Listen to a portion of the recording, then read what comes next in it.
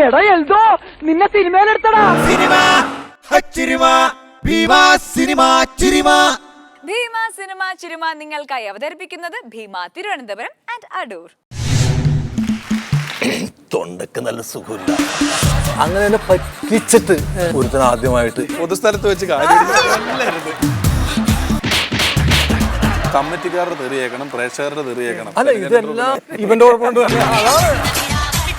നമ്മുടെ വീട്ടിലെന്താ വല്ല ബാധയുണ്ടോ? ധർമ്മൻ ഈ കളിച്ച സ്കിറ്റ് മോഹൻലാലിനെ കാണിക്കണം കേട്ടോ. ഇതുപോലത്തെ പഴയ സാധനങ്ങളൊക്കെ പുള്ളി നല്ല വിലക്ക് എടുക്കും. സ്വഭാവത്തിന് ഒരു മാറ്റമില്ല. രണ്ടായിട്ട് പുറത്തുപോലെ എങ്ങനെ പോണം, ഇങ്ങനെ പോട്ടെ എന്ന്. ഇന്ന് ചിരി സദ്യ ഒരുക്കാൻ വരുന്നവർ ആരാണെന്ന് അറിയണ്ടേ?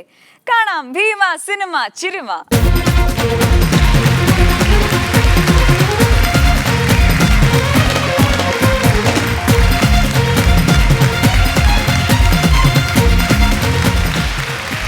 ഭീമ സിനിമ ചിരിമയിലേക്ക് ഞാൻ ഒരിക്കൽ കൂടി വന്നിരിക്കുകയാണ്.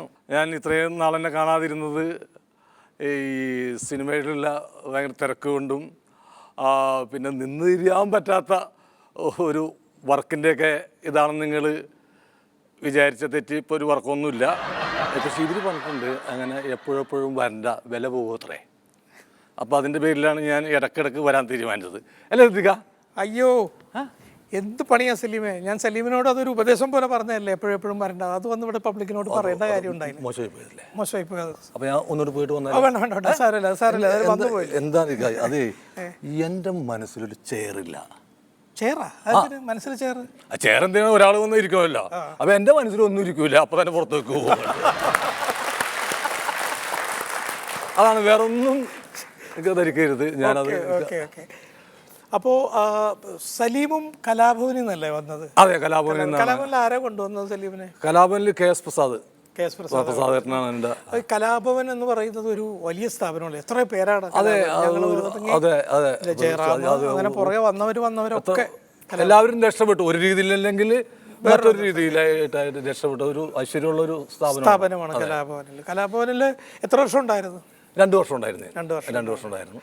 അത് കഴിഞ്ഞിട്ട് പിന്നെ അബിയുടെ ട്രൂപ്പ്, അങ്ങനെ കുറെ ട്രൂപ്പിലൊക്കെ പോയി കഴിഞ്ഞ് പിന്നെ സ്വന്തമായിട്ടൊരു ട്രൂപ്പ് തുടങ്ങി. അതും കലാഭവൻ തന്നെയാണ്. അല്ല, അങ്ങനെ ഇടാൻ പറ്റില്ല.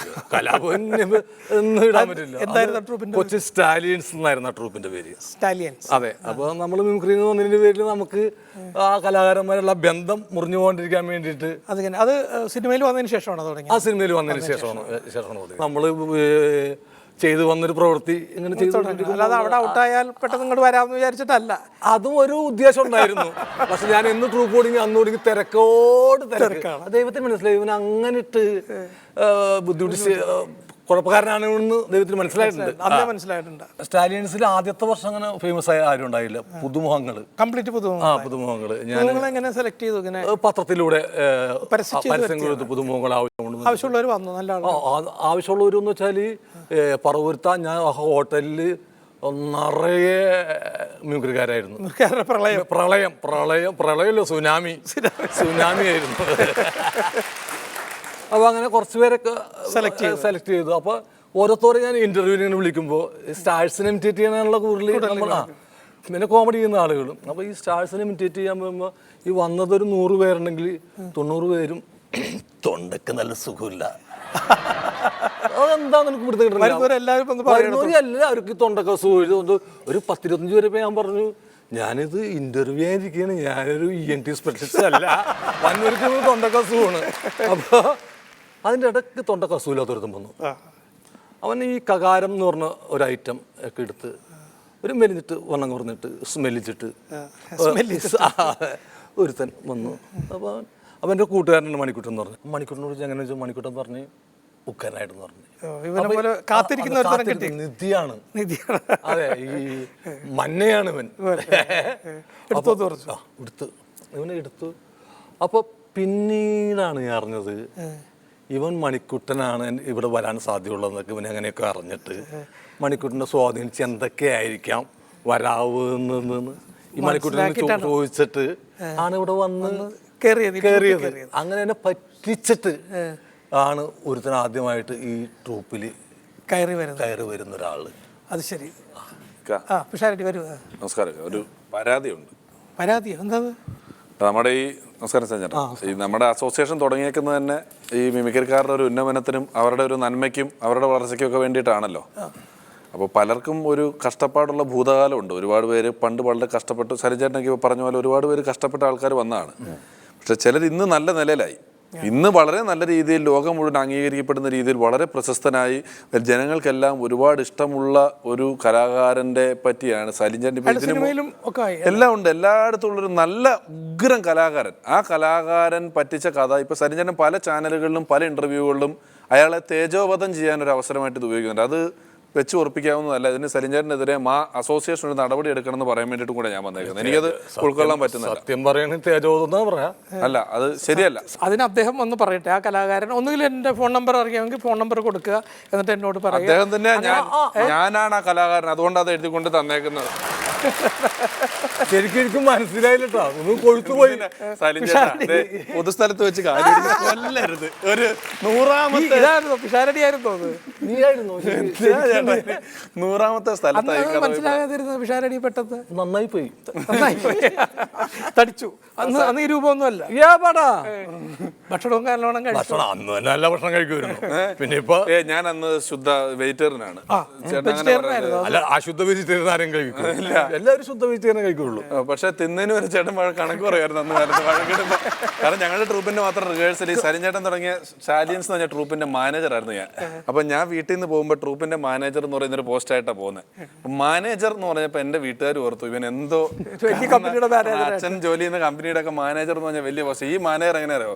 ഒന്ന് മുതലാളിയുടെ തെറിയേക്കണം, കൂടെയുള്ള ആർട്ടിസ്റ്റുകൾ മുഴുവൻ എന്നെക്കാ സീനിയറാണ്, അവരുടെ തെറിയേക്കണം, കമ്മിറ്റിക്കാരുടെ തെറിയേക്കണം, പ്രേക്ഷകരുടെ തെറിയേക്കണം. ഇങ്ങനെ 4 ഭാഗത്തു നിന്ന് തെറിയേക്കുന്ന ഒരേ ഒരു മാനേജർ ഞാനായിരുന്നു. അല്ല, ഇതെല്ലാം ഒരാളുടെ കുഴപ്പം കൊണ്ടായിരുന്നു, ഇവന്റെ കുഴപ്പം കൊണ്ട് തന്നെ. അതാണ്, അല്ലാതെ ഓഡിയൻസ് ചുമ്മാ എത്രയോ കൊല്ലങ്ങൾക്ക് മുമ്പ് ഒന്ന് നമ്മുടെ ഏതെങ്കിലും സ്കിറ്റൊക്കെ ചീത്തയാക്കി കഴിഞ്ഞാൽ സരിഞ്ചേട്ടൻ വന്നിട്ട് നിനക്ക് ഞാൻ എത്ര ചോറ് മേടിച്ചു തന്നടാ, നീ എന്റെ ചോറുണ്ടിട്ട് നീ ഇതുപോലെ കോമഡി കാണിച്ചെന്ന് പറയുമായിരുന്നു. ഒരു മാസമൊക്കെയാണ് ഏതെങ്കിലും മ്യൂസിക് ട്രൂപ്പ് ഒരു മാസം റിഹേഴ്സൽ നടത്തുമോ? അതെ, നമുക്കൊന്നും ക്യാമ്പൊന്നുമില്ല, വെറുതെ ബാക്കിൽ നിന്ന് പറഞ്ഞു നോക്കി, അല്ലെങ്കിൽ അത്രയൊക്കെ ഉള്ളൂ.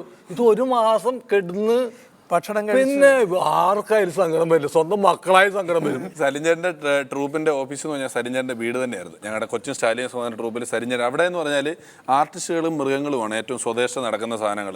ഒരു 10 തരം കോഴി, 10 തരം പട്ടി, 10-20 തരം പശുക്കൾ, ഇതെല്ലാം സരിഞ്ചേട്ടൻ്റെ വീട്ടിലുണ്ട്. ഞങ്ങൾ താമസിക്കുന്നിടത്ത് രാവിലെ മുട്ടയിടും, കോഴി വന്ന് മുട്ടയിടും, കിടക്കുന്നിടത്ത്. അത്രയും ഒരു സ്വാതന്ത്ര്യമുള്ള ട്രൂപ്പായിരുന്നു. പല മുട്ടയും കിട്ടാറില്ല,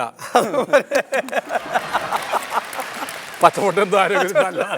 പക്ഷെ എനിക്ക് മാനേജർ ആയതുകൊണ്ടായിരുന്ന ഒരേ ഒരു ഗുണം എന്ന് പറയുന്നത് വല്ലപ്പോഴും ഒക്കെ ഈ ഞങ്ങളൊരു 10 പരിപാടി ഞങ്ങളുടെ സാധാരണ ആർട്ടിസ്റ്റുകാർ കഴിച്ചാൽ ഒരു കളിയിൽ സലിഞ്ചേട്ടനുള്ള പ്രോഗ്രാം ഉണ്ടാവും. സലിഞ്ചേട്ടനുള്ളത് വലിയ പ്രോഗ്രാം ആയിരിക്കും. അപ്പം സലിഞ്ചേട്ടൻ ലൊക്കേഷൻ പോയൊക്കെ കൂട്ടിക്കൊണ്ടൊക്കെ വേണം സലിഞ്ചേട്ടനെ കൊണ്ട് പരിപാടിക്ക് പോകാൻ. അപ്പം ഞങ്ങൾ പോകുമ്പോൾ ചില പരിപാടി കഴിയുമ്പോൾ മാത്രം എനിക്ക് സലിഞ്ചേട്ടൻ്റെ കൂട്ടത്തിൽ കാറിൽ വരാനുള്ള ഒരവസരം.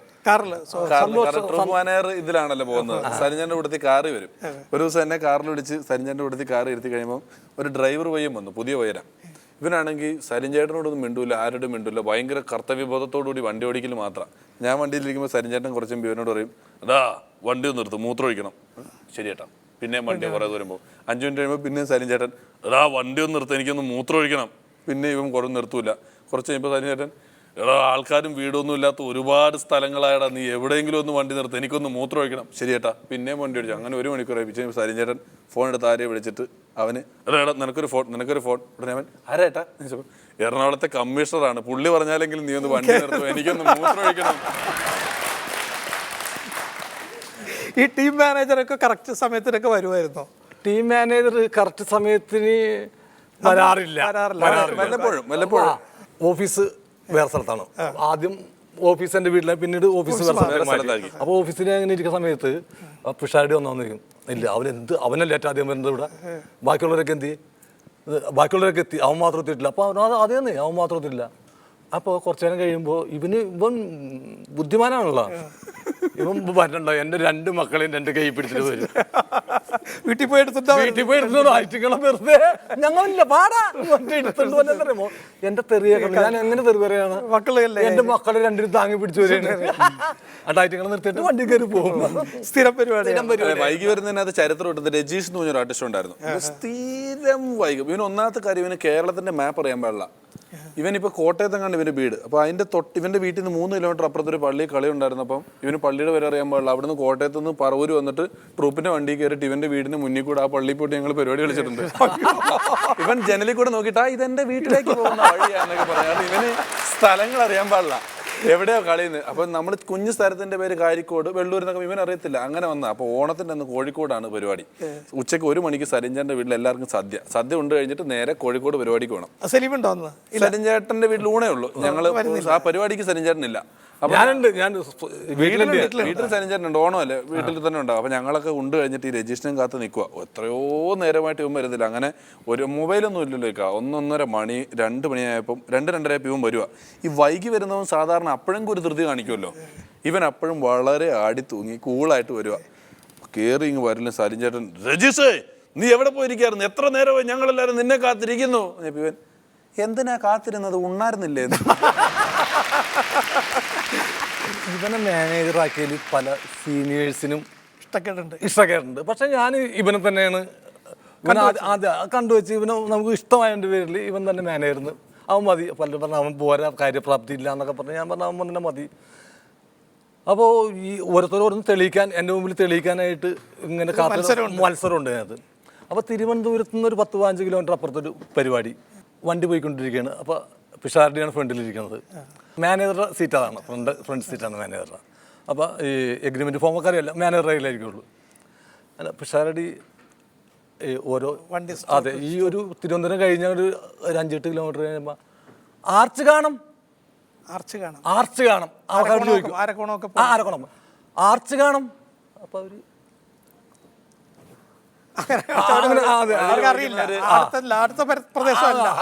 പോട്ടെ പറഞ്ഞിട്ട് ആർട്ടിസ്റ്റിലാണ് ഇവിടുന്ന് തിരുവനന്തപുരത്ത് തന്നെ ഒരു 3-4 മണിക്കൂർ വേണമല്ലോ.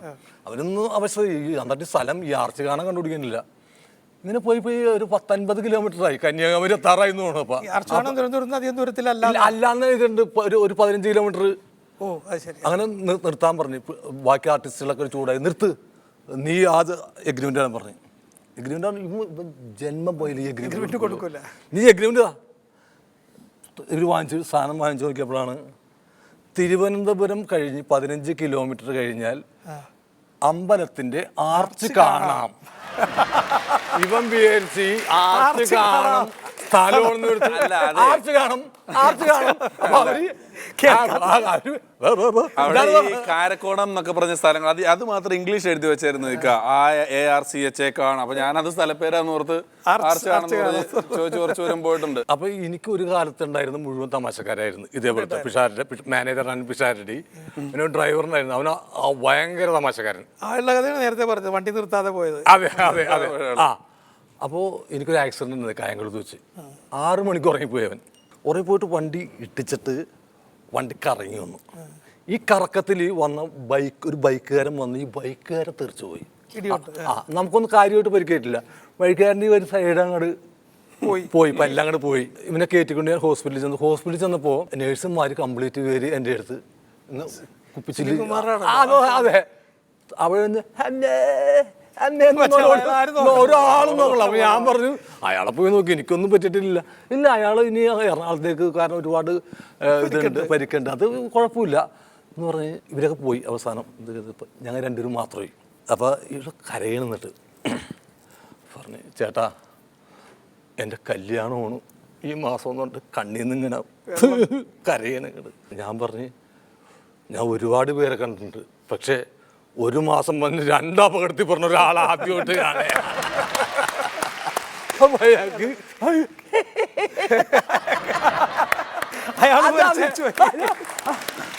അല്ല ഈ സലിം ചേട്ടന് ഈ നേരത്തെ പറഞ്ഞില്ല മനസ്സിലൊന്നും ഇരിക്കൂല എന്ന്. ഇപ്പോൾ കുറേ പേര് പറഞ്ഞിട്ടുണ്ട് സലിം ചേട്ടൻ അവാർഡ് കിട്ടിയതിന് ശേഷം അഹങ്കാരിയായി അല്ലെങ്കിൽ പെരുമാറ്റം ഇങ്ങനെയാണ്. പക്ഷെ എനിക്ക് വളരെ പണ്ടോട്ട് അറിയാമെന്ന് വെച്ചിട്ട് മുമ്പും പണ്ടും ഇപ്പോഴും അപ്പോഴും ഒക്കെ സ്വഭാവത്തിന് ഒരു മാറ്റം ഇല്ലാത്ത ഒരാളാണ് സലിം ചേട്ടൻ എന്ന് പറയുന്നത്. അത് ഏതർത്ഥത്തിലാണ്? അഹങ്കാരിയായിരുന്നു എന്നാണോ പണ്ട്? അഹങ്കാരിയല്ല, സലിം മനസ്സിലൊന്നും ഇരിക്കൂല, എല്ലാ സാധനം തുറന്നു പറയും. ഇപ്പൊ എന്നെ വഴക്ക് പറഞ്ഞു എന്ന് ഞാൻ ഇപ്പോഴും പറഞ്ഞാല് ഒന്ന് വഴക്ക് പറയണമെന്ന് തോന്നിയാൽ പിന്നെ പറഞ്ഞിട്ടല്ലാതെ ആരാണെങ്കിലും ശരിയാണ്, ആരാണെങ്കിലും അതങ്ങനെ. ഇപ്പൊ ഈ ഇടയ്ക്ക് ഒരു ഇന്റർവ്യൂവിൽ സലിം ചേട്ടൻ ഒരു കിഡ്ലൻ സ്റ്റേറ്റ്മെന്റ് പറഞ്ഞതെന്ന് വെച്ചാൽ, ഇന്റർവ്യൂ ചെയ്യുന്ന ആൾ ചോദിച്ചു സലിം ചേട്ടനോട്, ഈ സലിം കുമാർ ഇങ്ങനെ മെലിഞ്ഞ് വരുന്നു, എന്താ അസുഖം എന്തെങ്കിലും ഉണ്ടോ? സലിം ചേട്ടൻ പറയാ, ഐശ്വര്യറായി മെലിഞ്ഞാൽ പറയും ഡയറ്റിംഗ് ആണെന്ന് എല്ലാവരും പറയും, സൽമാൻ ഖാനൊക്കെ മെലിയുമ്പോൾ പറയും ഏത് കഥാപാത്രത്തിന് വേണ്ടിയാണ് മെലിഞ്ഞെന്ന് ചോദിക്കും, ഞാൻ മെലിഞ്ഞപ്പോൾ മാത്രം ക്യാൻസർ ആണോ എപ്പോഴാ ചാകുന്നതെന്ന് ചോദിക്കും.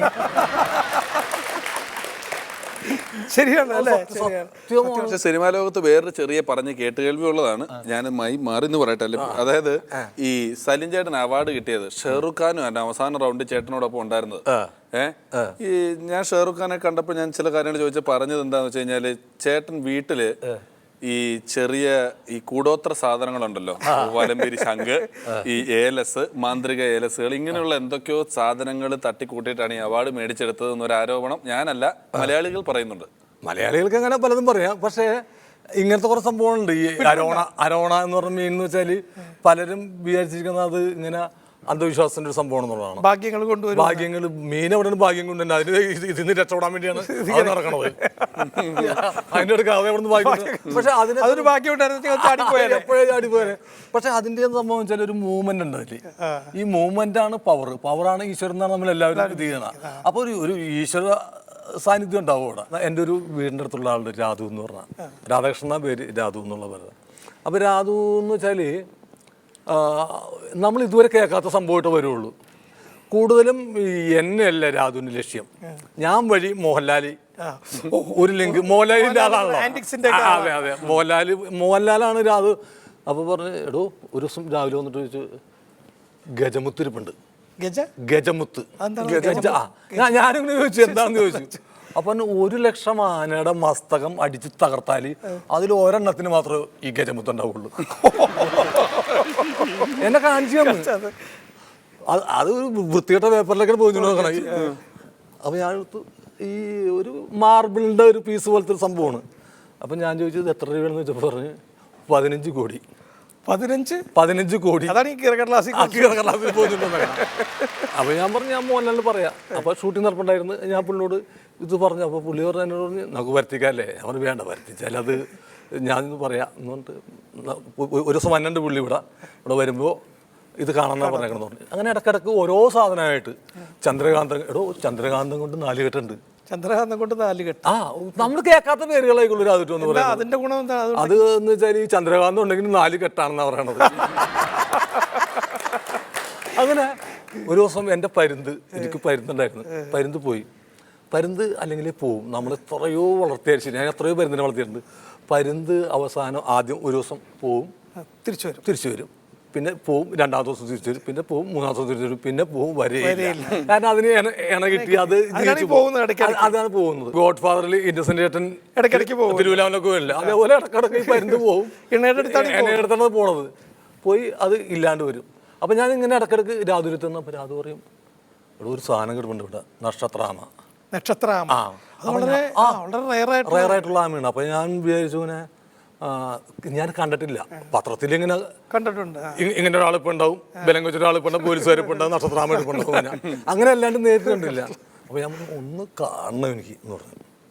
അപ്പോൾ കാണിച്ചു തന്നൊരു കൊട്ട എടുത്ത് അങ്ങോട്ട് പൊക്കി മാറ്റിയപ്പോൾ ഈ അച്ചിങ്ങില്ലേ, ഈ അച്ചിങ്ങനെ തിന്നിട്ടിരിക്കുന്ന ആമ, ഇങ്ങനെ തിന്നോണ്ടിരിക്കുന്ന ആമ. അപ്പോൾ ഞാൻ 500 രൂപ വാങ്ങിച്ചിട്ട് കിണറ്റിലിടാം എന്ന് വെച്ചിട്ട് മനസ്സിലൊരു കണക്ക് കൂട്ടി ഞാൻ ചോദിച്ചു, എത്രയും രാധു എന്ന് ചോദിച്ചു. താൻ ആനുവലി 25 ലക്ഷം രൂപ തരാന്ന് പറഞ്ഞു. അതും സലിം കുമാർ ആയതുകൊണ്ട് അല്ലെങ്കിൽ 10-30 ലക്ഷം രൂപ കൊണ്ടുവരും. അപ്പൊ ഞാൻ പറഞ്ഞു, ഇതൊക്കെ ശരി, പക്ഷെ 25 ലക്ഷം രൂപയുടെ സാധനത്തിന് ഈ അച്ചിങ് അല്ലാണ്ട് അല്പം ഒരു വൃത്തിയുള്ള ആഹാരം കൊടുത്തുകൂടി. 25 ലക്ഷം രൂപ കോടിച്ചേട്ടൻ എന്നിട്ടാണ്, രക്ഷപ്രഭു എന്നിട്ടാണ് അച്ചിങ് തന്നെയാണത്. ഇയാൾ വലംപിരി ശംഖ്. അതാ അപ്പൊ ഇയാളാണ്. അപ്പൊ എൻ്റെ അടുത്ത് സംബന്ധിച്ച് വലംപിരി ശംഖ്, ഇത് ഞാൻ ഇത്ര നാൾ വന്ന് പറഞ്ഞതല്ല, വലംപിരി ശംഖ് വാങ്ങിച്ചു വെച്ചു സലിമേ.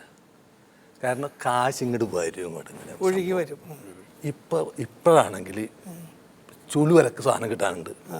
താനാ അതിൻ്റെ ഒരു ഒരു ഒരു ഒരു 2.5 രൂപ സാധനം നമുക്ക് വാങ്ങിച്ചെടുക്കാം. 2.5 കോടിയാ? 2 ലക്ഷം ഉള്ളൂ. 2 ലക്ഷം രൂപ സാധനം വാങ്ങിച്ചെടുക്കാം. ഇപ്പം അവരിപ്പോൾ കൊടുക്കാനായിട്ട് ഇരിക്കണം. ഞാൻ എന്താന്ന് വെച്ച് അവർ കൊടുക്കണത് അല്ല, അയാൾക്ക് ഇത് സാമ്പത്തികമായിട്ട് വന്നതാ. അപ്പൊ ഞാൻ പറഞ്ഞു ഈ സാധനമുള്ള സാമ്പത്തികമായിട്ടാ.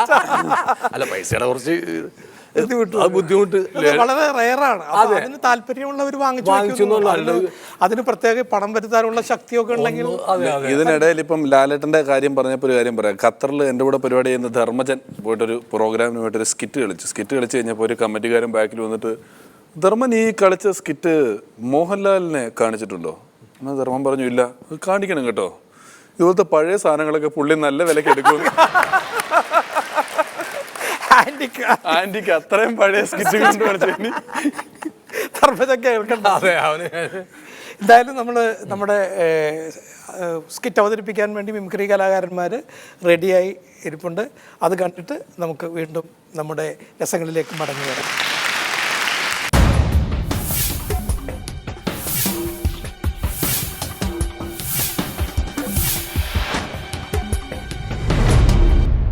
ഇത് ഒരു ശരാശരി മദ്യപാനിയുടെ ജീവിതകഥയാണ്.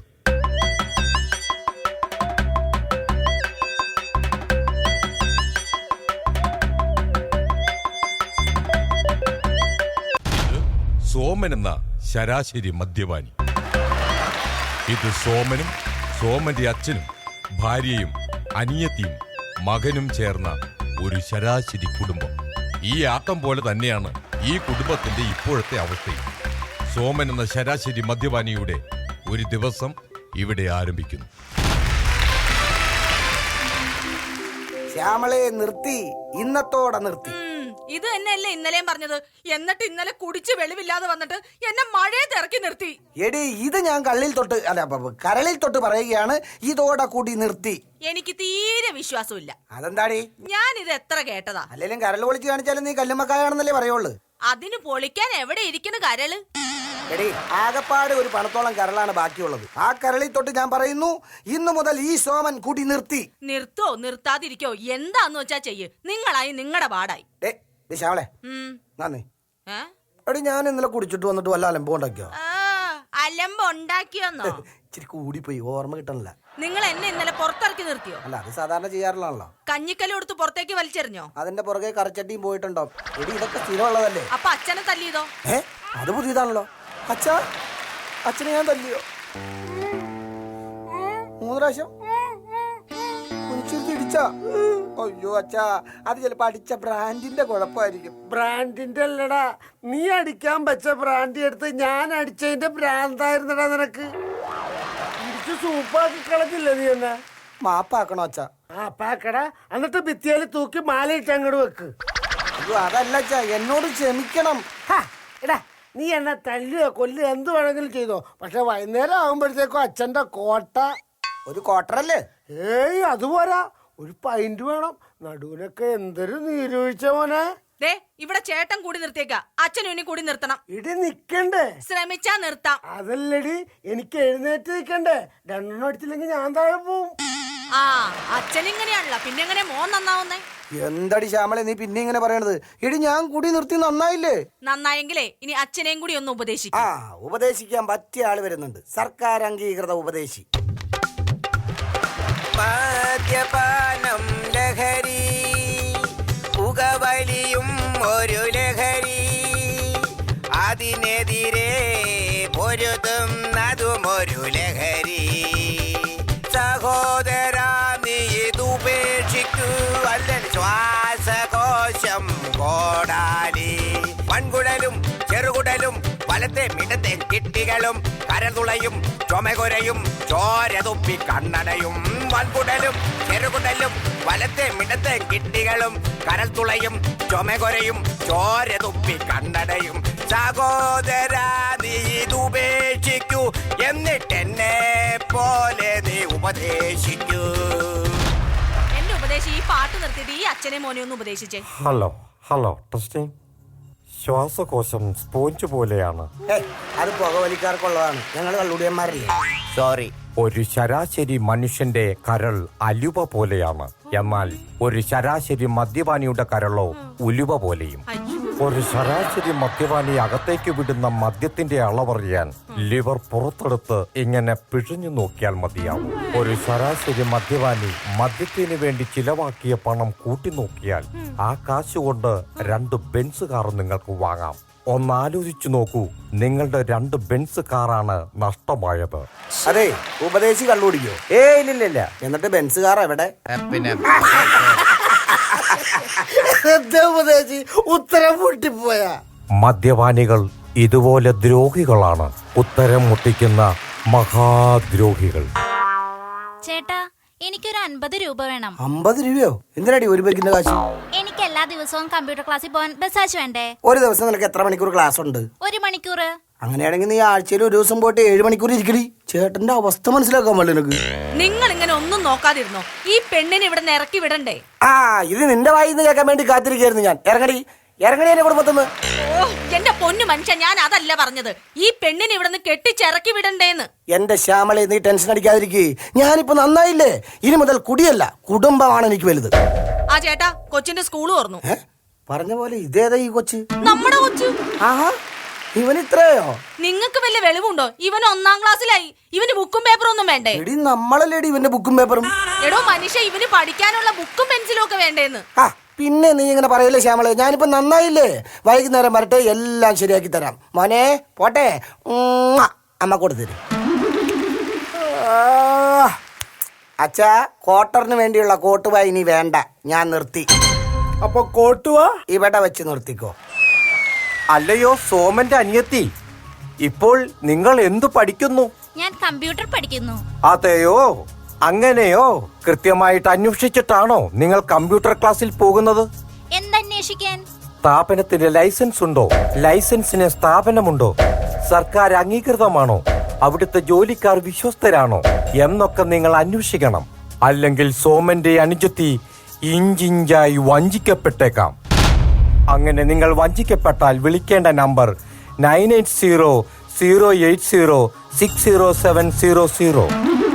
ഇത് ആരുടെയോ മൊബൈൽ നമ്പർ ആണല്ലോ. ഇതെന്റെ പേഴ്സണൽ നമ്പറാണ്. ഇതിൽ വിളിച്ചാൽ ഞാൻ രഹസ്യമായി വന്ന ചില ഉപദേശങ്ങൾ തരാം. ഇറങ്ങിപ്പോടാ. സ്ത്രീ അമ്മയാണ്, സഹോദരിയാണ്, ദൈവമാണ്. ദൈവത്തെ ഓർത്ത് ഇങ്ങനെ ആട്ടരുത്. സ്ത്രീ ഒരു ലഹരി. അയ്യോ, പാട്ട് മാറിപ്പോയി. മദ്യപാനം ലഹരി, പുകവലിയും ഒരു ലഹരി, അതിനെതിരെ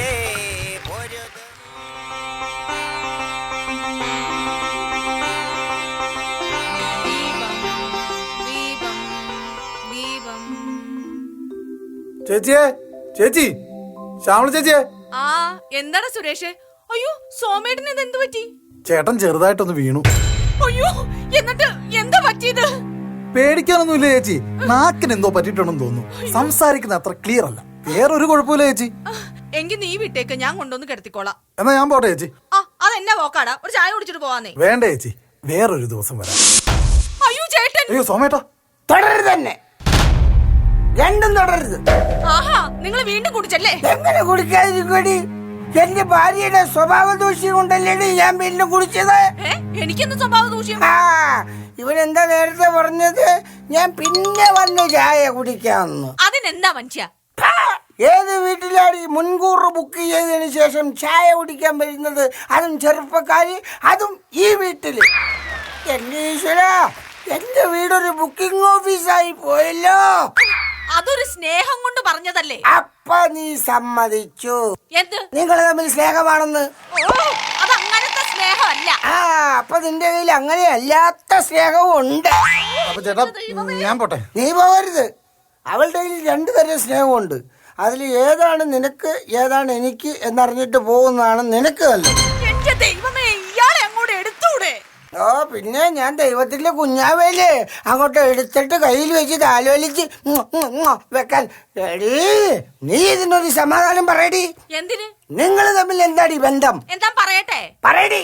ഞങ്ങള് തമ്മിൽ പ്രേമോ. 15 വർഷമായിട്ടുള്ള മുടിഞ്ഞ പ്രേമം. കല്യാണത്തിന് മുമ്പ് തുടങ്ങിയതാണല്ലേ? Before marriage Yeah, yeah. You love.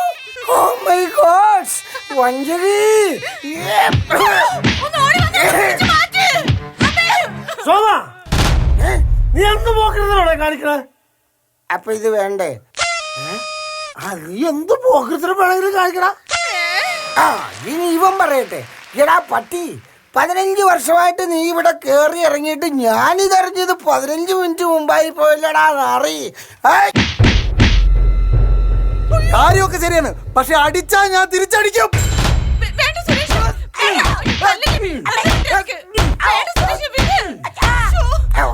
നിന്റെ പണി തീർന്നെങ്കിൽ നിനക്ക് പോവാം. പക്ഷെ അടിച്ചാ തിരിച്ചടിക്കാത്ത പലരും ഇവിടെ ഉണ്ടല്ലോ. ഇനിയുള്ള ഡീലിംഗ് സൗകര്യമായിട്ടാവാം. നിങ്ങൾക്ക് വല്ല കാര്യമുണ്ടോ സുരേഷിനെ തല്ലേണ്ടത്? അതുകൊണ്ടല്ലേ അവൻ ചവിട്ടി കൂട്ടിയത്. ഓഹോ, അപ്പൊ ഞാൻ അവനെ അടിച്ചതിലാണ് നിനക്ക് പരാതി. എന്നെ അവൻ ഇവിടെ ഇട്ട് ചവിട്ടി കൂട്ടിയതിന് നിനക്കൊരു പരാതിയില്ല.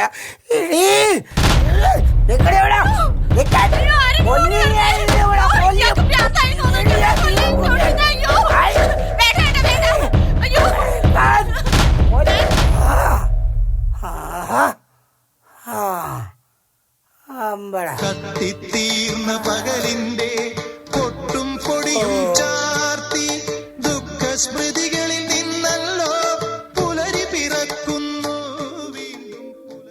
സോമേട്ടാ എഴുന്നേറ്റേ, പണിക്ക് പോവണ്ടേ? എവിടെ ഇയാളുടെ തല പൊങ്ങൂന്ന് തോന്നണില്ല. ദേ കിടവാ, മര്യാദക്ക് മാറി കിടക്ക്, ഇല്ലെങ്കിൽ ചുള്ളിക്കമ്പാന്ന് കരുതി ഞാൻ വല്ല അടുപ്പിലും കൊണ്ടുവന്ന് വെക്കും. ഇന്നലത്തെ മാരത്തോണിന്റെ ക്ഷീണ മോളെ. മാരത്തോണോ? ആ, മരിക്കാതിരിക്കാനുള്ള ഓട്ടം, അല്ലെങ്കിൽ അവൻ എന്നെ കൊന്നേനെ. എന്തൊക്കെ തരം കുപ്പികളാ നോക്കിയേ. ഹണീബി എവിടെ? ഹണീബി എവിടെ? അയ്യടാ, ഞാൻ ഇതിന്റെ പേര് വായിച്ചതാ. വെറുതെ കൊതിപ്പിച്ച്. എവിടെ പോണ്ട്? ഞാൻ പണിക്ക് പോണു. ആ, അത് ഞാൻ നിന്നോട് പറയാൻ വേണ്ടി ഇരിക്കരുന്ന്. എനിക്കൊരു വയ്യടി ഈ കുടുംബത്തിന് വേണ്ടി കഷ്ടപ്പെടാൻ. ദൈവത്തെ ഓർത്ത് നിങ്ങൾ ഇനി ഒരിടത്തും പോവണ്ട, ഞാൻ ചെലവിന് വന്നു. സന്തോഷം.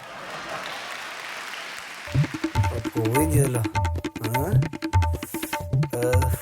അയ്യോ,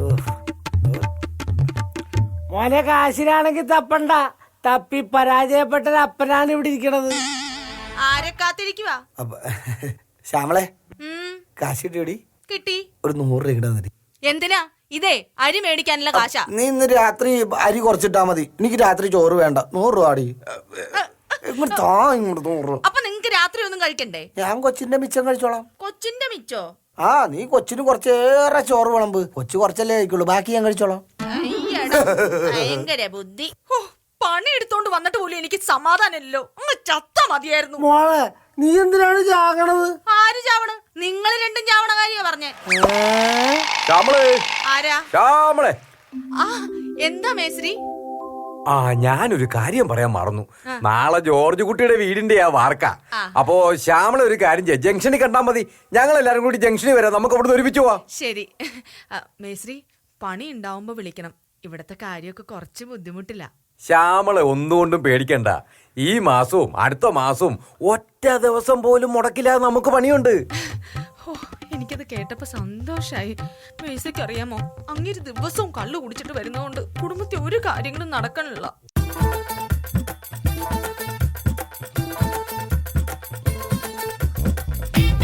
சின்ன வீடா வரட்டுமா, பெரிய வீடா வரட்டுமா?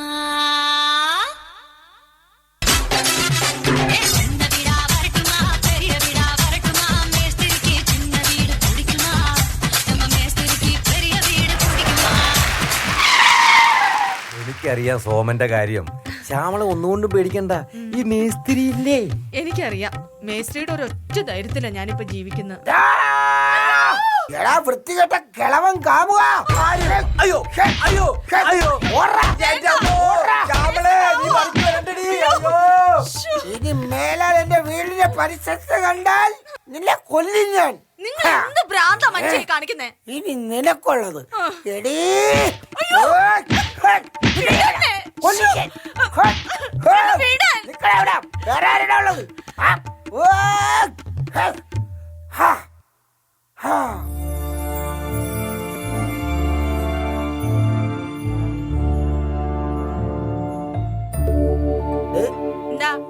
പണിക്ക് പോണില്ലേ? എങ്ങനെ പണിക്ക് പോവാനാ? ഇന്നലെ ആ ഗോവിന്ദ മേശ്രീനെ തല്ലിയില്ലേ? ആ പാവപ്പെട്ട മനുഷ്യനെ ആര് തല്ലി? ഈ വീട്ടിലിട്ട് തല്ലണമെങ്കിൽ ആരായിരിക്കും? അത് കൊള്ളാലോ.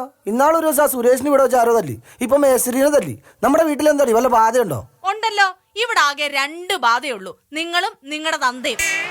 എന്ന് വിചാരിച്ച് നീ പണിക്ക് പോകാതിരിക്കണെന്താ? ഞാൻ ഇന്ന് പണിക്ക് പോകാത്ത വേറെ കാര്യം കൊണ്ടൊന്നും അല്ല. നമ്മുടെ സുമയെ പെണ്ണ് കാണാൻ ഇന്നൊരു കൂട്ടർ വരുന്നുണ്ട്. ഏത് സുമ? ഓ, നിങ്ങളുടെ പെങ്ങള് സുമ. ആ, എന്റെ പെങ്ങള് സുമ.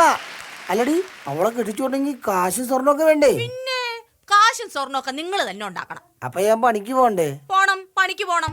എന്റെ പട്ടി പോവും. അതെന്താ നിങ്ങൾക്ക് പോയാല്? നിനക്കെന്താടി പോയാല്? ഒരു കാര്യം ഞാൻ പറഞ്ഞേക്കാം, കള്ളു കുടിച്ച് നടക്കാതെ മര്യാദക്ക് പണിക്ക് പോക്കോളണം. ഒറ്റ കേട്ടിയാ പറ്റിയതാണല്ലോ. അതെ, ഭാര്യയും ഭർത്താവും കൊഞ്ചു കുഴയുന്നതിനിടയ്ക്ക് എനിക്ക് അങ്ങോട്ട് വരാമോ ആവോ? ആരാത്? അയ്യോ, അത് ബ്രോക്കർ ശിവൻ ചേട്ടൻ. ബ്രോക്കർക്ക് എന്താ ഈ വീട്ടിൽ കാര്യം? മനുഷ്യ സുമയെ കാണാൻ ചെക്കനുമായിട്ട് വന്നതാ. നിങ്ങൾ ഒരു കാര്യം ചെയ്യും, ഇവരുമായിട്ട് വർത്താനം പറഞ്ഞോണ്ടിരിക്കെ, ഞാൻ വേഗം ചെന്ന് സുമയെ ഒരുക്കിക്കൊണ്ട് വരാം. ആ, നമസ്കാരം. നമസ്കാരം. അപ്പൊ സോമന്റെ പെങ്ങളാണ് കുട്ടിയെങ്കിൽ ഞങ്ങൾക്ക് പിന്നെ വേറെ ഒന്നും ആലോചിക്കാനില്ല. എല്ലാടാ സുബീഷേ? എല്ലാം മൂന്നാം പറയണ പോലെ. അല്ല, ഈ ചെറുക്കൻ എന്താണ് പണി? ചെറുക്കന്റെ തടിപ്പണിയല്ലേ?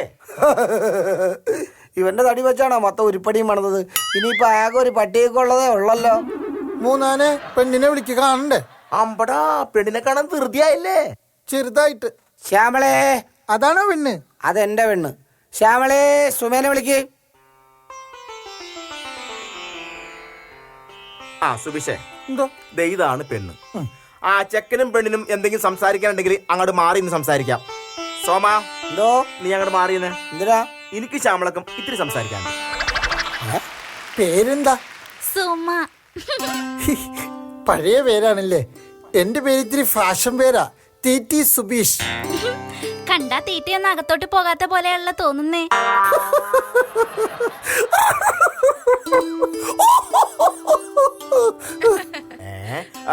ചെറുക്കൻ ചിരിച്ചു മരിക്കുന്നതിന് മുമ്പായിട്ട് സോമ, ഞാനും ശ്യാമളയും കൂടി ഇത് അങ്ങോട്ട് ഉറപ്പിച്ചു. അതെ അതെ, സന്തോഷം. അപ്പൊ നിങ്ങൾ സംസാരിച്ചിരിക്കെ, ഞാൻ ചായ ഇട്ടോണ്ട് വരാം. ശിവേട്ടാ, നമ്മൾ തമ്മിൽ കുറച്ച് അടുപ്പമുള്ളതുകൊണ്ട് ചോദിക്കുകയാണ്, ചെറുക്കൻ എങ്ങനെയാ? കള്ളു കുടിക്കുന്ന കൂട്ടക്കാരനാണോ? എന്റെ സോമ, പുതിയ പിള്ളേരല്ലേ, 2 എണ്ണമൊക്കെ കഴിക്കുമെന്നേ. ആണോ? പിന്നെ അങ്ങനെയാണെങ്കിൽ ഒരു പൈന്റ് എടുക്കാം, ഞാൻ പോയി മേടിച്ചോണ്ട് വരാം. എന്തിനാ പൈന്റ് ആക്കണ? അരയുണ്ട്, ദേ നോക്ക്. അരയിലിരിപ്പണ്ട. പിന്നെ അച്ഛൻ ഉറക്കം വരണ്ടെന്ന് തോന്നണം. അത് കോട്ടുമായിട്ട് ചാവുള്ളൂ. ശിവേട്ടാ, നിങ്ങൾ ഈ കല്യാണ ആലോചനയ്ക്ക് വന്നപ്പോൾ ശരിക്കും ഈ പെൺകുട്ടിയെ കുറിച്ച് അന്വേഷിച്ചിട്ടാണോ വന്നത്? ശ്യാമള പറഞ്ഞു, ഞാൻ വന്നു, സോമനെ കണ്ടു, മറ്റൊന്നും ആലോചിക്കാനില്ലാത്തതുകൊണ്ട് ഞാനിത് അങ്ങോട്ട് ഉറപ്പിക്കുകയും ചെയ്തു. എന്നാലും ഒരു പെൺകൊച്ചിനെ ഒരുത്തനെ തലയെ കെട്ടിവെക്കുമ്പോ നമ്മൾ അതിനെ കുറിച്ച് അന്വേഷിക്കണ്ടേ? നീ എന്തായി പറഞ്ഞു എന്ന്? വേറെ ഒന്നുമില്ല, ഇവിടെ ചില വരവും പോക്കും ഒക്കെ ഉണ്ട്. എന്താണെന്ന്? മിനിഞ്ഞാന്ന് ഞാനൊരു സുരേഷിനെ പിടിച്ചു, ഇന്നലെ ഞാനൊരു ഗോവിന്ദൻ മേശ്രിയെ പൊക്കി, ദേ ഇന്ന് അവളുമാരൊരു ശിവനെയും സുബീഷിനെയും കൊണ്ടുവന്നിരിക്കുന്നു. ഇറങ്ങടാ പട്ടിയുടെ പുറത്ത്. സോമ, അരക്കുപ്പി കരിയോയിൽ നിന്ന് എന്നെ മയക്കി കിടത്തിയിട്ട് എന്റെ കുടുംബത്ത് കയറി നിരങ്ങാന്നുള്ള ഐഡിയ നിനക്ക് കാര്യടാ പറഞ്ഞു തന്നത്? സോമ, വിളിച്ചോണ്ട് പോടാ ഈ കാട്ടുമാക്കാലെ. സുബീഷേ, ഓടിക്കോ, ഇവന് പ്രാന്താണ്ടാ. ഓടിക്കളഞ്ഞ. അയ്യോ, അവര് ചായ കുടിക്കാതെ പോയോ? ബുക്ക് ചെയ്ത ചായയായിട്ട് വന്നതാണ് അല്ലേ കാമുകി? സോമേട്ടാ, പോടെയോടുന്ന്. എടീ, 3 ചെറുക്കനും ചമഞ്ഞു വന്ന നിന്റെ കാമുകന്മാരെ ഞാൻ അടിച്ചോടിച്ചു. അപ്പൊ ഈ കല്യാണം നിങ്ങൾ മുടക്കിയ? നിങ്ങളുടെ ഒരു ഒടുക്കത്തെ കുടി. ഞാൻ ഈ നാട്ടിൽ നിന്ന് എങ്ങോട്ടെങ്കിലും പോവുക, നിങ്ങൾ മുടിഞ്ഞു പോകത്തുള്ളൂ. മോശം, അടിച്ചിട്ടൊന്നും ആയുമില്ല, കയ്യിലോട്ട് കാശുമില്ല, അവളോട്ട് പോവുകയും ചെയ്തു. സോമൻ ചേട്ടോ, മറ്റേ കാര്യം എന്തായി പറഞ്ഞു? ഇപ്പൊ വന്ന നന്നായി, അവളിവിടെ ഇല്ല, ഞാൻ സാധനം എടുത്തോണ്ട് വരാം. വേഗം കൊണ്ടുപോവാ. ചേട്ടാ വേണ്ട ഏട്ടാ. എന്താ ഈ കാണിക്കുന്നേ? എനിക്ക് ഇഷ്ടമുള്ള ഞാൻ ചെയ്യും. കൊല്ലി ഞാൻ.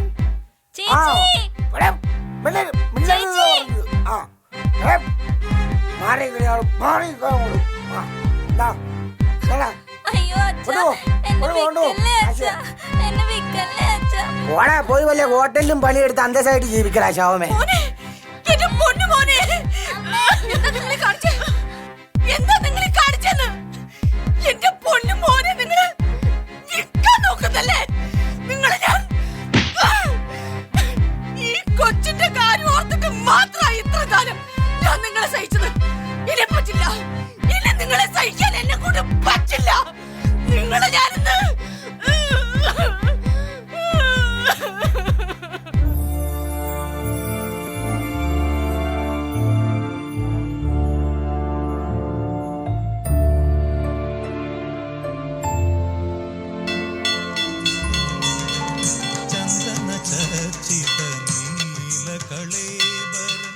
വെല്ലിപ്പാ വെല്ലിപ്പൻ രാവിലെ മുതൽ ഇവിടെ ഇരിക്കുകയെന്ന് ഓരോരുത്തർ എന്നെ വിളിച്ച് പറഞ്ഞു. അതാ ഞാനിപ്പോ വന്നത്.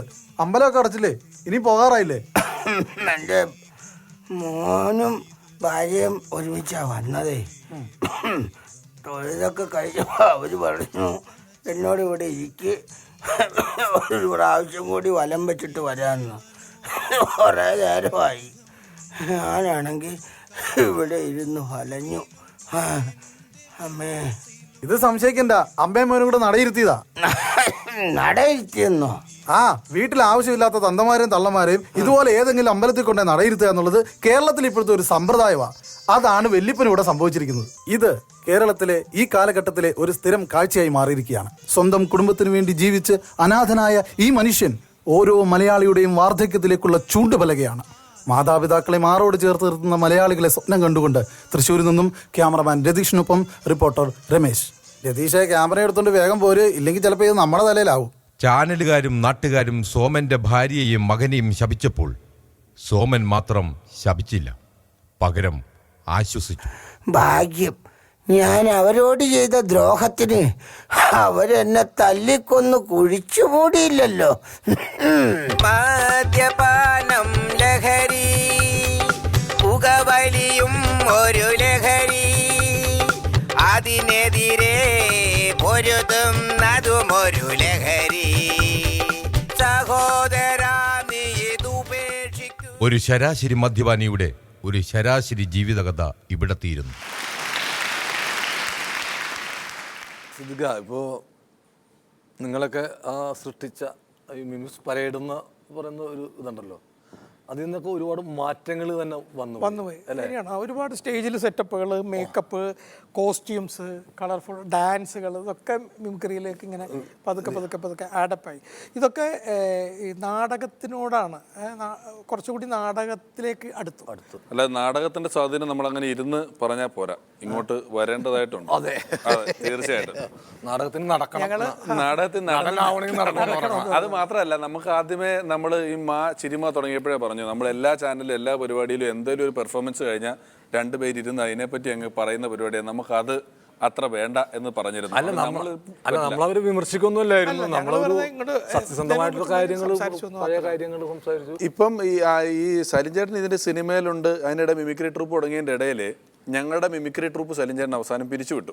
ഞങ്ങളുടെയൊക്കെ നല്ല സ്വഭാവം കൊണ്ടും കൊണ്ടു നടക്കാനുള്ള എളുപ്പം കൊണ്ടും അത് പിരിച്ചുവിട്ടിട്ട് സലിഞ്ചേട്ടൻ നാടക ട്രൂപ്പ് തുടങ്ങി.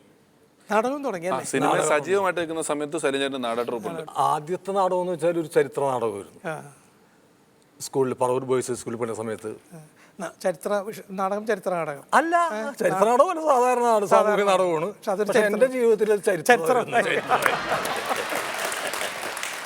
ഞാൻ എങ്ങനെയെങ്കിലും ഒരാളാവുക, കാരണം പാട്ടങ്ങനെ പോരാന്ന് എനിക്ക് തോന്നി. അതുകൊണ്ട് ആളായിട്ട് അപ്പോൾ അഭിനയത്തിലൂടെ ആരുടെ മനസ്സിലുണ്ടല്ലോ ഒരു അല്പം കാലയൊക്കെ പ്രദേശത്തോട് പോയിട്ടുണ്ടെങ്കിലും 4 പേരുടെ മുമ്പിൽ പ്രകടിപ്പിക്കണമെന്ന് അറിയപ്പെടുന്ന ആഗ്രഹം. അപ്പോൾ അതിലൊട്ടും വിഭിന്നല്ലായിരുന്നു ഞാൻ. അപ്പം ഞാനൊരു നാടകമൊക്കെ തല്ലിക്കൂട്ടി. ഞാൻ എഴുതിയല്ല, വേറെ ഒരു ഗ്രാമകലത്തിലുള്ള ആൾ എഴുതിയ നാടകമായിട്ട് സ്കൂളിൽ ചെന്നിട്ട് പിള്ളേരൊക്കെ സംഘടിപ്പിച്ചു. ഷെൽട്ടർ എന്നാണ് നാടകത്തിൻ്റെ പേര്. ഷെൽട്ടർ. അന്ന് വൃദ്ധനും യുവാവും കളിക്കുന്ന സമയം. ഒരാൾ വൃദ്ധനായിക്കുള്ളൂ, ഒരു യുവാവായിരിക്കുള്ളൂ. ഈ വൃദ്ധനായിരിക്കുള്ളൂ ബെസ്റ്റ് ആക്ടർ എന്തായാലും. എൻ്റെ ഉന്നം മുഴുവൻ വൃദ്ധനാണ്, ബെസ്റ്റ് ആക്ടർ അടിച്ചു മാറ്റാം. അത് ഞാൻ 8ാം ക്ലാസ്സിൽ പഠിക്കുമ്പോഴാണ്. പിള്ളേരെ സംഘടിപ്പിച്ചു. ഇതിൻ്റെ ഡയറക്ടർ വേണമെന്നൊന്നും നമുക്കറിയില്ല. ഞാൻ തന്നെ നിന്നിട്ട് അതങ്ങനെ ചെയ്യണം ഇങ്ങനെ ചെയ്യണം എന്നൊക്കെ പറഞ്ഞിട്ട് അത് അറിയാൻ കൊണ്ടുവരാൻ ബുദ്ധിമുട്ടുണ്ടായിട്ടില്ല. ഇത് അറിയില്ല. പിള്ളേർക്ക് മനസ്സിലായി ഇത് ഒറ്റ നടക്കും പോണ പ്രശ്നമൊന്നും. ഓരോരുത്തരും ഓരോ ദിവസം ഈ നാടകത്തിൽ അഭിനയിക്കാൻ വരാണ്ടായി ഇല്ലാണ്ടായി അവസാനം ഈ ഷെൽട്ടർ എന്ന നാടകവും ഷെൽട്ടർ ഇല്ലാത്ത ഞാനും മാത്രം ആയി. എനിക്ക് തോന്നി ഇത് പിള്ളേർ നമ്മളെ പറ്റിക്കണ എന്നിട്ടാണ് നമ്മുടെ ഫ്രണ്ട്സ്. ഞാൻ ഉപേക്ഷിച്ചു.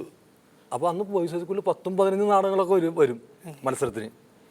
ഒരു മധു എന്ന് പറഞ്ഞൊരു തട്ടാമ്പിടിക്കാരൻ ഒരാളുണ്ട്, കരുമാലൂർ ആലുവൊക്കെ പോണ വഴി. അപ്പോൾ അവൻ പേര് കൊടുക്കേണ്ട ഡേറ്റ് കഴിഞ്ഞു. നാടകത്തിന് പേര് കൊടുക്കേണ്ട ഡേറ്റ് കഴിഞ്ഞു.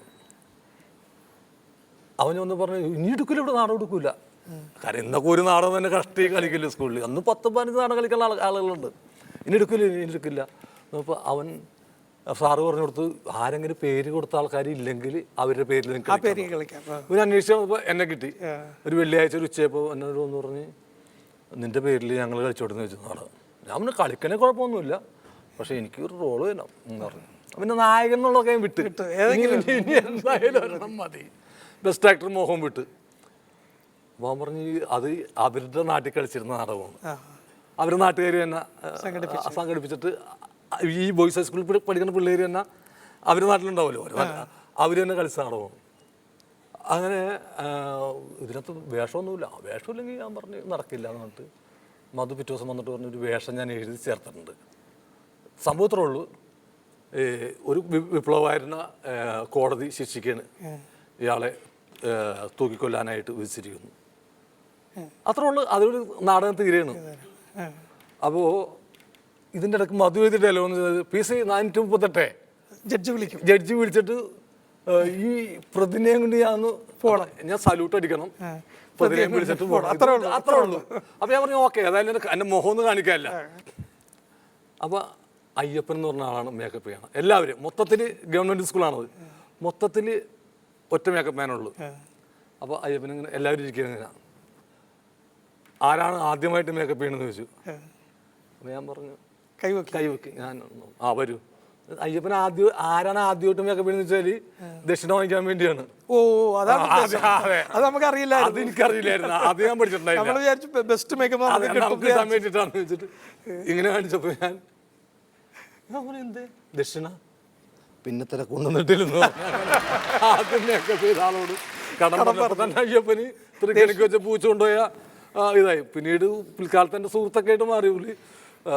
അങ്ങനെ മേക്കപ്പ് ഒക്കെ ചെയ്ത് ഇതൊക്കെ ഇട്ട് പോലീസ് ഡ്രസ്സൊക്കെ ഇട്ടിട്ട് എല്ലാവരും സല്യൂട്ട് അടിച്ച് കാണിക്കലാണ് മനോരക. എങ്ങനെയുണ്ട്? ഉഗ്രനായിട്ടുണ്ട്. അന്ന് ഈ ശുദ്ധന്മാരാണല്ലോ, അല്ലാണ്ട് പിള്ളേരും ഒന്നുമില്ലല്ലോ. നാടകം തുടങ്ങി. അപ്പം ഞാൻ കർട്ടൻ്റെ ഇങ്ങനെ എടുത്ത് നോക്കിയപ്പോൾ അച്ഛനൊക്കെ ഇരിപ്പുണ്ടാവും.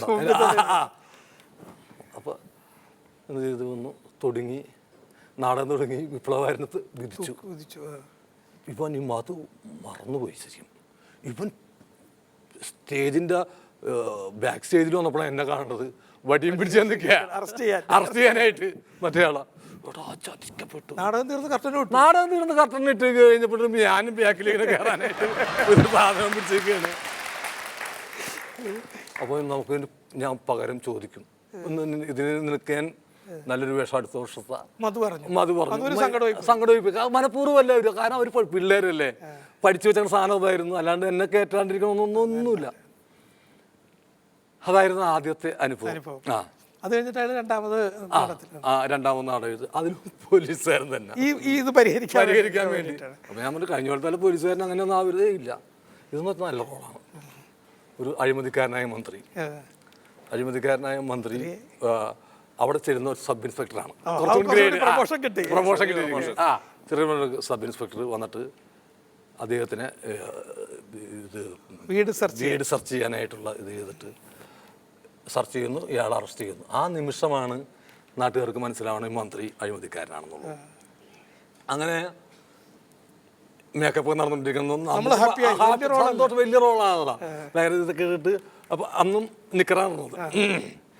അപ്പം അത് വാറണ്ട് നിന്റെ കയ്യിൽ മറക്കരുത് ഇല്ല എന്ന് പറഞ്ഞിട്ട് ഞാൻ വാറണ്ട് വെച്ച് നിക്കറിന്റെ ഇതിലിട്ട് ചിരിയും കളി തമാശയൊക്കെ ആയിട്ട് മേക്കപ്പ് കിട്ട് ഡ്രസ്സൊക്കെ ചെയ്ത് കയറി സ്റ്റേജിൽ കയറി ഈ വീടൊന്ന് സെർച്ച് ചെയ്യണമെന്ന് പറഞ്ഞു മന്ത്രിയോട്. സ്റ്റേജിൽ വന്നു. അപ്പം മധുവാണ് മന്ത്രി. എവിടെ വാറണ്ട് മന്ത്രി ചോദിക്കും. വാറണ്ട് എവിടെ? വാറണ്ട് ഉണ്ട്, പക്ഷെ വീട് സെർച്ച് ചെയ്യണം, നിങ്ങൾ വാറണ്ട് തരൂ എന്ന് പറഞ്ഞു. അപ്പം ഞാനൊരു പോക്കറ്റ് കൈപ്പോട്ടപ്പോൾ ഒരു സാധനം എൻ്റെ കയ്യിൽ കിട്ടുന്നില്ല, പക്ഷെ വാറണ്ട് അടിക്കിടന്ന് കളിക്കുന്നുണ്ട്. ഈ നിക്കറിൻ്റെ പാൻറ്റിൻ്റെ അകത്തെ നിക്കറിലാണ് ഈ വാറണ്ട് എടുക്കുന്നത്. അവിടെ വെച്ച് കൂരിയിട്ട് ഇനി നിക്കർ എടുക്കാൻ ഇത് ഒരു ഇതില്ല, ഒരു രക്ഷയില്ല. എവിടെ ഭയങ്കര ആക്ടറാണ്. എവിടെ പറയൂ, എന്താ ഉറങ്ങി പോയോ തകർക്കെഴുന്നിട്ട്. അപ്പോൾ ഞങ്ങളുടെ നാട്ടിലൊക്കെ ഈ പന്നി മലത്തുന്ന സംഭവമുണ്ട്. അവസാനത്തെ കാശ് വരുമ്പോഴാണ് ഈ കാശൊക്കെ തീർന്നു വാച്ച് പണയം വെക്കണ പരിപാടി ഉണ്ട്. ഒരു 100 രൂപ വാച്ച് വരുമ്പോൾ തന്നാന്ന് പറഞ്ഞിട്ട് ഇതെനിക്ക് പെട്ടെന്ന് കത്തി. അപ്പം ഞാൻ പറഞ്ഞു വാച്ച് ഊരി, എൻ്റെ വാച്ച് ഊരി കൊടുത്തിട്ട് പറഞ്ഞു ഈ വാച്ച് ഇവിടെ ഇരിക്കട്ടെ, വാറണ്ട് തരുമ്പോൾ തന്നാൽ മതി എന്ന് പറഞ്ഞു. മന്ത്രി സമ്മതിച്ചു. മന്ത്രി സമ്മതിച്ചിട്ട് സെർച്ച് ചെയ്തു. അത് ഈ വാച്ച് കയ്യിൽ പിടിച്ചിട്ട് ഇയാളുടെ വീട് കയറി സെർച്ച് ചെയ്തു. നിങ്ങൾ കുറ്റക്കാരനാണെന്ന് മനസ്സിലായി. അറസ്റ്റ് ചെയ്തുകൊണ്ട് പോയി. ഓടിയൊരു അംഗീകരിച്ചു വന്നു. സാധാരണമാണ്. അയാൾ വാച്ച് കൊടുത്തിട്ടല്ലേ? അതിനൊരു ചോദ്യം. അയാൾ വാച്ച് കൊടുത്തില്ലേ? സർക്കിൾ വാച്ച് കൊടുത്തില്ലേ? വാറണ്ട് കൊടുക്കുമ്പോ വാച്ചൊക്കെ പക്ഷെ ഇന്നത്തെ ജനമെങ്കിലും പക്ഷെ അത് സമ്മതിക്കില്ല. അന്നൊക്കെ നമ്മളെ ഒരുപാട് നമ്മളുടെ ഇത്തരം മിസ്റ്റേക്കുകളൊക്കെ അവര് ആസ്വദിക്കാൻ വേണ്ടിയായിരുന്നു. അവർക്കറിയാം ഇത് മിസ്റ്റേക്ക് ആണെങ്കിൽ അതെനിക്ക് തോന്നുന്നത് ഒരു 5-6 വർഷം, 6 ഒരു ഏകദേശം ഒരു 10 വർഷത്തോളമായിട്ട് നമ്മുടെ ടെലിവിഷനിൽ ഈ റിയാലിറ്റി ഷോകൾ വന്ന് പ്രേക്ഷകനും അവതാരകനും എന്നുള്ളത് മാറിയിട്ട് സ്റ്റേജിൽ ഒരുത്തം കയറിയാൽ അവൻ മത്സരാർത്ഥിയും ബാക്കി എല്ലാവരും ജഡ്ജായിപ്പോയി. ഈ ആസ്വദിക്കുന്നതും ജഡ്ജ് ചെയ്യുന്നതും രണ്ടും രണ്ടാ. ഇപ്പൊ ജഡ്ജ്മെന്റ് ആണ്. ഇവരെല്ലാരും എന്ത് പരിപാടി വന്നാലും കറക്റ്റ് ആയിട്ട് ജഡ്ജ് ചെയ്യുന്നത്. നല്ലതാണോ ചീത്തയാണോ എന്ന് പറയല് മാത്രം. അല്ല, ഞാൻ ഷാരൂഖ് ഖാന്റെ ഷോ ദുബായില് വർഷങ്ങൾക്ക് മുമ്പ് കണ്ടപ്പോ ഇങ്ങനെ വെറുതെ പരിതബന്ധുക്കളുടെ തമാശയില്ലേ, അതാണ് പറയുന്നത്. പക്ഷെ അവരത് ഓരോ എൻജോയ് ചെയ്തിട്ട് ഓരോ അംശം പോലും അവര് ആ നാട്ടിലൊക്കെ ജനിക്കാൻ പറ്റിയിരുന്നെ കൊതിച്ചു. കാരണം ആസ്വദിക്കാൻ വേണ്ടിയാണ്. അത് ശരിയാണ്. നമ്മൾ കേരളം വിട്ടു കഴിഞ്ഞു കഴിഞ്ഞാൽ പ്രേക്ഷകർ വളരെ ഫ്രണ്ട്ലിയാണ്. അവർക്ക് ഇവർ അത് പെർഫോം ചെയ്യുന്നത് തന്നെയാണ് അവരുടെ ഏറ്റവും വലിയ സന്തോഷം. അവരെ മാക്സിമം അവരെ. പിന്നെ വേറെ ഒന്നുണ്ട്, നാടകവും ബാലയൊക്കെ മോശമാണെങ്കിൽ ആൾക്കാർ എണീറ്റ് വീട്ടിൽ പോകും. മിമിസും ഗാനവേളയും മോശമാണെങ്കിൽ എണീറ്റ് ബാക്കിൽ വന്ന് നമ്മുടെ അമ്മയ്ക്ക് വിളിച്ചിട്ടേ പോകും. കാണാം ധൈര്യസമേതം, ചിരിക്കാം കുടുംബസമേതം. തിങ്കൾ മുതൽ വ്യാഴം വരെ രാത്രി 8 മണിക്ക് ഭീമ സിനിമാ ചിരുമ നിങ്ങൾക്കായി അവതരിപ്പിച്ചത് ഭീമ തിരുവനന്തപുരം ആൻഡ് അടൂർ.